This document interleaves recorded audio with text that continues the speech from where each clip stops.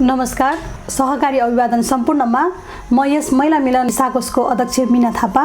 यस महिला मिलन साकोसमा चाहिँ हामीले यहाँका महिला दिदीबहिनीहरूलाई चाहिँ सहकारी संस्था एकदम विशुद्ध सदस्य सेवामा समर्पित रहेर र सहकारी मूल्य मान्यता र सिद्धान्तमा आधारित भएर चाहिँ हामीले सञ्चालन गरिरहेका छौँ र यहाँका दिदीबहिनीहरूलाई व्यवसायी उद्यमी र आत्मनिर्भर बनाउनका लागि सिपमूलक तालिमहरू र व्यावसायिक तालिमहरू चाहिँ हामीले सञ्चालन गर्दै आइरहेका छौँ र यति मात्र नभएर हाम्रो सदस्यहरूलाई चाहिँ प्रत्यक्ष भेटघाटको क्रममा जन्म मृत्यु र सामाजिक संस्कारका क्रियाकलापहरूमा चाहिँ हामीले भेटघाटको कार्यक्रम पनि गरेका छौँ र त्यसमा चाहिँ सदस्य र सहकारीको संस्था चाहिँ दिगो रूपमा चाहिँ सम्बन्ध राम्रो हुन्छ भन्ने उद्देश्यले चाहिँ हामीले त्यो गरेका हौँ।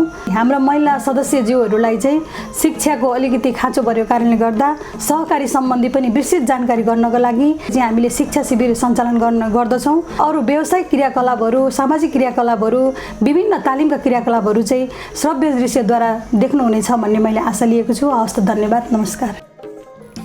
हेटौडा उपमहानगरपालिकाको पदमपोखरीमा उभिएको यो भवन कुनै साधारण कार्यालय होइन। यो हजारौं सपनाको साँची हो। यो महिला मिलन बचत तथा ऋण सहकारी संस्था जसले 2058 सालदेखि नै हेटौडा उपमहानगरपालिका वडा नम्बर 4, 8, 9, 10, 12, 13 र 14 का महिलाहरूको जीवनमा आर्थिक उज्यालो भर्दै आएको छ।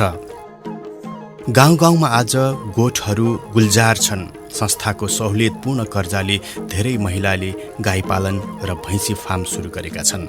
न ब्याजको बोझ न कागजी झन्झट, सहज ऋण व्यवस्थाले घरेलु पशुपालनलाई व्यावसायिक स्वरूप दियो र दूधले भरियो उनीहरूको दैनिकी आम्दानी।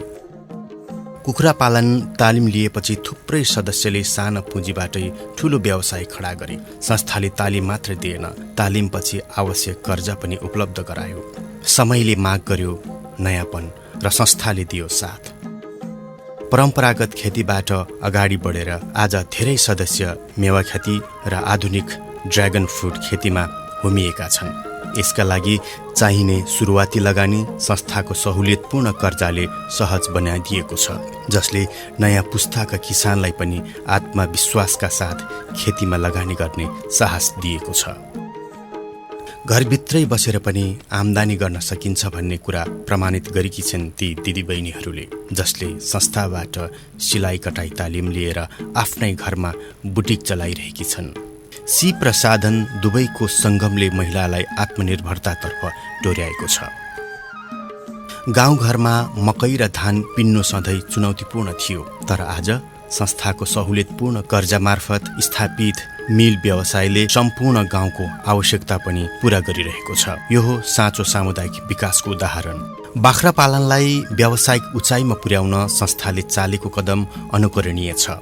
उन्नत जातको बाख्रा खरिद र वैज्ञानिक खोर निर्माणका लागि छुट्टै सहुलियतपूर्ण कर्जा व्यवस्था गरेर संस्थाले सदस्यहरूलाई गुणस्तरीय र दिगो पशुपालन व्यवस्थातर्फ डोर्याएको छ। गाई पालनदेखि बाख्रा पालनसम्म, सिलाइ कटाइदेखि मिल व्यवसायसम्म, मेवा र खेतीदेखि ड्र्यागन फ्रुटसम्म, महिला मिलन बचत तथा ऋण सहकारी संस्थाले हरेक सपनालाई साथ दिएको छ, हरेक हातलाई अवसर दिएको छ।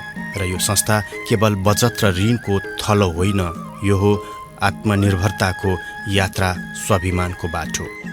स्थानीयदेखि केन्द्रीय स्तरका पुरस्कार, प्रोफेसन ब्रान्ड महिला मिलन बचत तथा ऋण सहकारी संस्थाको लागि यो गौरवको कुरा हो।